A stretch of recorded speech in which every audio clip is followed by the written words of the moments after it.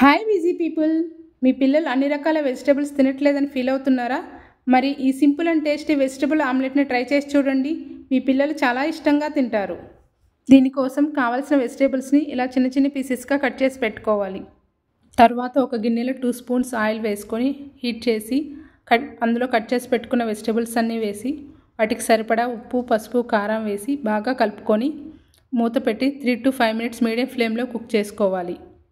ఈలోపు 4 eggsని పగలగొట్టి ఒక బౌల్లోకి తీసుకొని బాగా బీట్ చేసి పెట్టుకోవాలి.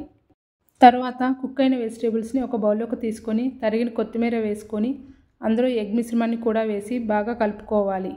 ఇప్పుడు ఒక ప్యాన్లో కొంచెం ఆయిల్ వేసుకొని అందులో వెజిటబుల్ ఎగ్ మిశ్రమాన్ని వేసి బాగా స్ప్రెడ్ చేసుకొని పైన కొంచెం ఆయిల్ వేసి మూత పెట్టి లో ఫ్లేమ్లో 2 sides కుక్ చేసుకోవాలి.